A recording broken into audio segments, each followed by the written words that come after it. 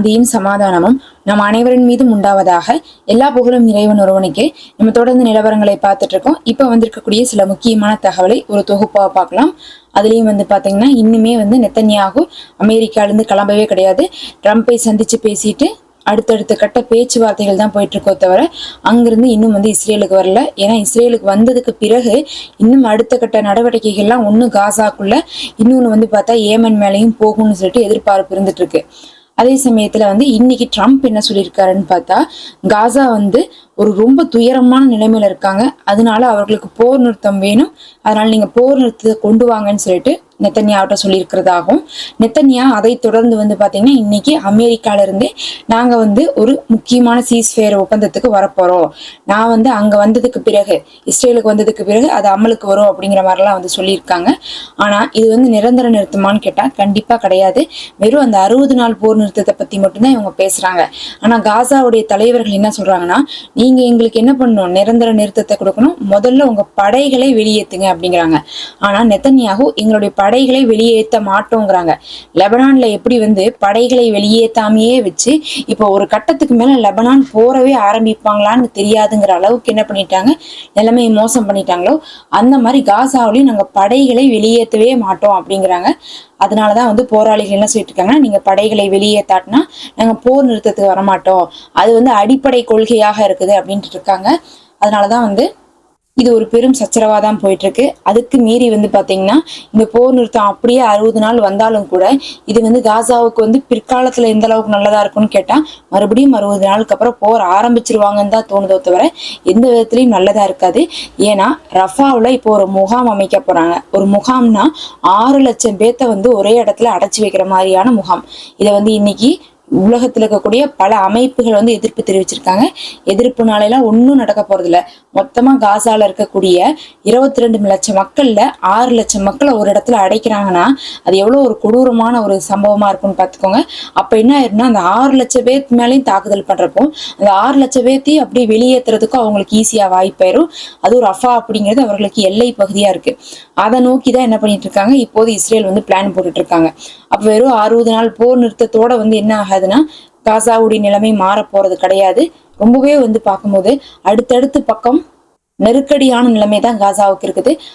60 நாள் நிறுத்தினாலும் கூட காசா விட்டு படைகள் வெளியேறாது. காசா விட்டு மக்கள் என்ன பண்றாங்க, வெளியேற்றக்கான முயற்சிகள் எல்லாம் ஈடுபட்டு இருக்காங்க. அதே சமயத்துல இந்த மத்திய கிழக்கு முழுவதுமே அமைதி இல்லாம இருக்கிறதுனால அரபு நாடுகள்லாம் என்ன பண்றாங்கன்னா எங்க பேரும் சேர்ந்து கெடுதுங்கிறதுனால என்ன பண்ணிட்டு இருக்காங்க, அமெரிக்காவோட ஒரு போர் நிறுத்தத்தை கொண்டு வாங்கன்னு சொல்லிட்டு அழுத்தம் கொடுக்குறாங்க. அமெரிக்கா என்ன பண்றாங்க, இஸ்ரேலுக்கு அழுத்தம் கொடுக்குறாங்க. போர் நிறுத்தம் தற்காலிகமா வருங்கிறத தெரிஞ்சுக்கலாமோ தவிர ஒரு நிரந்தர பலனை காசாவுக்கு கொடுக்காது அப்படிங்கிறதா நகர்ந்து கொண்டு இருக்கு. ஒரு பக்கம் இவங்க இப்படி பண்ணிட்டு இருந்தா மறுபக்கம் பார்த்தா யாயர் லாபிட் நெத்தன்யாவுக்கு அடுத்த போஸ்டிங்ல இருக்கக்கூடிய எதிர்கட்சி தலைவர். இந்த நெத்தன்யா மட்டும் ஆட்சியில இல்லாட்டினா அவரு தான் என்ன பண்ணிட்டு இருப்பாரு, இப்ப ஆட்சி செஞ்சுட்டு இருப்பாரு. அவர் என்ன சொல்றாரு, இந்த போர் பார்த்தா நமக்கு எந்த ஒரு பிரயோஜனத்தையுமே இஸ்ரேலுக்குள்ள கொடுக்கல, மாறாக இந்த போரால நெத்தன்யாகு மட்டும்தான் பலன் நினைச்சிட்டு இருக்காரு. அதனால இந்த போரை இந்த நேரத்திலேயாவது நீங்க நிறுத்திடுங்க. இதுக்கு மீறியும் போர் போயிட்டே இருந்தா இது இஸ்ரேலுடைய நலனையும் சேர்த்து முழுசாக்கு எடுத்துட்டு இருக்காங்க. கடைசிக்கு ஆட்சி மாற்றம் வந்தால் கூட என்ன ஆகும், காசாவுக்கு ஒரு நல்லது நடக்குமோ தவிர இந்த நெத்தன்யாகு இருக்கிற வரையும் காசாவுக்கு எந்த ஒரு நல்லதுமே நடக்காது அப்படிங்கறத நம்ம தெரிஞ்சுக்கலாம். மறுபக்கம் பாத்தீங்கன்னா ஏமன் விஷயம். ஏமன் என்ன பண்ணிட்டு இருக்காங்கன்னா, இப்ப ஈரான் ஏமனை வச்சு இஸ்ரேலுக்கு ஸ்கெட்ச் போட்டிருக்காங்களோ அப்படிங்கக்கூடிய ஒரு சந்தேகம் வந்திருக்குது. ஏன் அப்படி ஒரு சந்தேகம் வந்திருக்குன்னா, ஏமன் இதோட 2 கப்பலை தாக்கிட்டாங்கன்னு நமக்கு தெரியும். அந்த 2 கப்பல்ல என்ன பண்ணிருக்காங்க, உள்ள போய் வீடியோ எடுத்து உள்ளக்குள்ள நின்று, இதுக்கு முன்னாடி பாத்தீங்கன்னா ஒரு கப்பலை கைப்பற்றியிருந்தாங்கல்ல, இந்தியாவுக்கு வர வேண்டிய ஒரு கேலக்சி லீடர் அப்படிங்கக்கூடிய ஒரு கப்பலை கைப்பற்றியிருந்தாங்க. அந்த கப்பல்ல என்ன பண்ணாங்கன்னா அதுக்கப்புறம் உள்ள போய் நின்று போட்டோ எல்லாம் எடுத்தாங்க, வெளியிட்டாங்க. ஆனா அந்த கப்பலை பத்திரமா தான் ஏமன் வச்சுட்டு இருந்தாங்க. ஆனா இந்த தடவை என்ன பண்ணிருக்காங்கன்னா 2 கப்பலை ஃபர்ஸ்ட் என்ன பண்ணிருக்காங்க, லைட்டா தாக்குதல் பண்ணி அந்த கப்பலை அதுக்கு மேல செயலக்க வச்சு அதுக்குள்ள இருந்த ஆட்களை பத்திரமா சேஃபா என்ன பண்ணிருக்காங்க, ஏமன்ல இருக்கவங்க சிறை பிடிச்சிருக்காங்க. சிறை பிடிச்சிட்டு இப்ப அந்த கப்பலுக்குள்ள போய் நின்று போட்டோ எல்லாம் எடுத்ததுக்கு பிறகு அந்த 2 கப்பலையுமே பாம்பு வச்சு மொத்தமா தகர்த்திருக்காங்க. இந்த இமேஜ் பாத்தீங்கன்னாவே தெரியும்.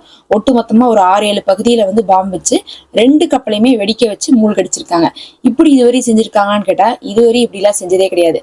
ஒரு தடவை பாத்தீங்கன்னா இந்த ஒரு 1.5 வருஷத்துல கப்பல் மூழ்கி இருக்கு. ஆனாலும் கூட இப்படியெல்லாம் அவங்க செய்யவே இல்லை. வெடிக்க வச்சு மூழ்கடிக்கலாம் இல்லை, அது வந்து தாக்கப்பட்டதுலயே மூழ்குச்சு. ஆனா இந்த தடவை பாத்தீங்கன்னா தாக்கப்பட்டதுல மூழ்கல, இவங்க போய் வெடிக்க வச்சு 2 கப்பலையும் மூழ்கடிச்சிருக்காங்க. இது வந்து பார்த்தா எப்படி தெரியுதுன்னா, இஸ்ரேல் வந்து ஏமன்ட்டு சண்டைக்கு போலான்னு சொல்லிட்டு பிளான் பண்ணிட்டு இருக்காங்க. இந்த ட்ரம்ப்கிட்ட போய் பேசிட்டு இருக்காங்க. என்ன பேசுறாங்கன்னா, நாங்க வந்து இஸ்ரேலுக்கு போனதுக்கு பிறகு என்ன பண்ண போறோம்னா, ஏமன் மேல வந்து போற ஆரம்பிக்க போறோம், ஏமனை வந்து கடுமையாக தாக்க போறோம். ஏன்னா எப்படி நம்ம லெபனான்ல இஸ்புல்லாவை அடக்கணுமோ ஏமன்ல ஹவுதீஸை அடக்குறது நமக்கு அவசியம். அதனால ஏமனை ஒரு வழி பண்றதுக்காக என்ன பண்றோம், ஏமன் மேல தாக்குதலுக்கு இறங்க போறோம்னு சொல்லிட்டு பர்மிஷன் கேட்க போனதாகத்தான் நிறைய ஊடகங்கள் செய்தி சொல்லிட்டு இருக்காங்க. இன்னும் சொல்ல போனா இஸ்ரேலுடைய நிறைய அமைச்சர்களே என்ன பண்ணிட்டு இருக்காங்க, இன்னி எங்களுடைய இலக்கு வந்து பார்த்தா ஏமன் தான், அவங்களதான் நாங்க முதல் குறியா வச்சிருக்கோம்லாம் சொல்லிட்டு இருக்காங்க. அதை முடிச்சுட்டு தான் நாங்க ஈரானை தொடுவோம்லான் இருந்தாங்க. ஆனா அதுக்கு முந்திட்டு என்ன பண்றாங்க, ஈரான் ஏமனை வச்சு வந்து இஸ்ரேலுக்கு ஸ்கெட்ச் போடுறாங்கன்னு தோணுது. இதுவரையும் செய்யாத காரியத்தை தான் செஞ்சுட்டு இருக்காங்க. 2 கப்பலையுமே மூழ்கடிச்சிருக்காங்க. 10வதுக்கு வந்து பாத்தீங்கன்னா இதெல்லாம் அடுத்தடுத்து 2 நாள்ல நடந்திருக்குது. அதுதான் ஒரு சம்பவம். இப்ப இந்த கடந்த 4 நாட்களுக்குள்ள 2 கப்பல் தாக்கப்பட்டு மூழ்கடிக்கப்பட்டிருக்குன்னா இப்படிலாம் இந்த 1.5 வருஷத்துல கூட நடந்தது கிடையாது. அதுக்கப்புறம் வந்து பாத்தீங்கன்னா இஸ்ரேலுடைய ஈலா துறைமுகத்தின் மீதே வந்து 9 ட்ரோன்களை ஏவி இருக்காங்க. அந்த 9மே வந்து சக்சஸ் ஆயிருக்கு. அது இல்லாம 2 ட்ரோன்கள் வந்து பார்த்தா டெல்லவியூ நோக்கி வந்து ஏவி இருக்காங்க. அங்க இருக்கக்கூடிய பெண்குறின் விமான நிலையத்தை தாக்கியிருக்காங்க. இந்த பெண்குறின் விமான நிலையத்தை தாக்குறதெல்லாம் எப்பயுமே வந்து நடந்துட்டு இருக்கிறதா. ஆனா வந்து பாத்தீங்கன்னா இந்த கப்பலை மூழ்கடிக்கிறது, ஈலாது பகுதியை வந்து குறி வச்சு தாக்குனது, இதெல்லாம் வந்து பார்க்கும்போது அடுத்தடுத்து வந்து ஏமன் வந்து ரொம்ப சுறுசுறுப்பா தாக்கிட்டு இருக்காங்கன்னா இது வந்து ஈரானுடைய வேலையா தான் இருக்கும். ஈரான் என்ன பண்ணிட்டாங்க, சரி இனி நான் என்ன பண்ணிக்கலாம்னா ஈரான் மேல வந்து இஸ்ரேலுடைய தாக்குதல் வரவிடாம ஏமனை தான் இவங்க அடிக்கணும்னு வராங்க, இப்ப ஏமனை வச்சு நம்ம இவங்களை அடிக்கலாம்னு சொல்லிட்டு அதிகப்படியான தாக்குதலை வந்து எடுத்திருக்காங்க. ஒருவேளை இஸ்ரேல் வந்து அமெரிக்காவுடைய ட்ரிப் எல்லாம் முடிச்சுட்டு வந்து கண்டிப்பா நாங்க வந்து ஏமனை தாக்குவோம் தான் சொல்லிட்டு இருக்காங்க. ஒரு பெரிய யுத்தத்தை ஆரம்பிக்கும் போது உடனே என்ன பண்ணுவாங்க, ஈரான் வந்து எதெல்லாம் சக்சஸ் ஆச்சோ போன தடவை அந்த 12 நாள் போர்ல அந்த ஏவுகணை எல்லாத்தையுமே வந்து ஏமனுக்கு கொடுத்து அங்கிருந்து என்ன பண்ணுவாங்க, இஸ்ரேல் அடிக்க வைப்பாங்க. அதற்கான ஒரு முன்னோட்டமா தான் வந்து பாத்தீங்கன்னா இப்ப நடக்கக்கூடிய நிகழ்வு எல்லாம் வந்து அமைஞ்சிட்டு இருக்கு. இதுதான் வந்து ஏமனுக்கும் இஸ்ரேலுக்கும் நடுவுல போயிட்டு இருக்கக்கூடிய விஷயமா இருக்கு. இதெல்லாம் இல்லாம வந்து பாத்தீங்கன்னா காசாவுடைய நிலைமை எப்படி இருக்குன்னா, இன்னைக்கு கூட 105 பேர் இறந்திருக்காங்க. ஒரு நாளைக்கு 105 பேருங்கிறதுல ஒரு சாதாரண எண்ணிக்கையே கிடையாது. 300 பேத்துக்கு மேல படுகாயம் அடைந்திருக்காங்க. எல்லாத்துக்கும் மேல 6% குழந்தைகள் அதிகமாக இறந்துட்டு இருக்காங்க. இந்த 1.5 வருஷமா இறந்ததை விட 6%னா யோசிச்சுக்கோங்க, குழந்தைகளுடைய இறப்பு அதிகரிச்சிருக்கு. அதுலயும் இன்னைக்கு அல்சிஃபா மருத்துவமனை சொல்லிட்டாங்க, அடுத்த 3 மணி நேரத்துக்குள்ள எங்களுடைய மருத்துவமனையை முழுசா வந்து நாங்க என்ன பண்ண போறோம், ஆஃப் பண்ண போறோம். ஏன்னா அதுக்கு சுத்தமாவே எரிபொருளே கிடையாதுன்னு சொல்லிட்டு அறிவிச்சிருக்காங்க. அதுல வந்து பார்க்கும்போது அந்த ஐசியூ வார்டு, இன்குபேட்டர் வந்து குழந்தைகளுக்கு வைக்கிறது, அதுக்கப்புறம் வந்து இந்த அறுவை சிகிச்சை பண்ணக்கூடிய இடம், இது எல்லாத்தையுமே ஷட் டவுன் பண்ண போறாங்க. ஏன்னா ஒண்ணுமே இல்லாம ஒண்ணுமே நடத்த முடியாது. அதனால வந்து ஒட்டுமொத்தமா அடுத்த 3 மணி நேரத்திலேயே ஷட் டவுன் ஆக போகுது அப்படிங்கக்கூடிய தகவல் வந்திருக்குது. அந்த அளவுக்கு ஒரு நெருக்கடியான நிலைமையில தான் அங்க மருத்துவமனைகளும் வந்து நகர்த்தப்பட்டு இருக்கு. பொறுத்திருந்து பார்க்கலாம். நெதன்யாகு வந்து இஸ்ரேலுக்கு வந்ததுக்கு பிறகுதான் வந்து இந்த போர் நிறுத்தம் வந்து எப்படி வரப்போகுதுன்னு சொல்லிட்டு தெரிய போகுது. இன்னைக்கு கூட 3 மணி நேரம் போர் நிறுத்த பேச்சுவார்த்தை எல்லாம் போயிருக்கு. நம்ம இனி வரக்கூடிய வீடியோக்குள்ள பார்க்கலாம். தொடர்ந்து இணைந்திருங்கள்.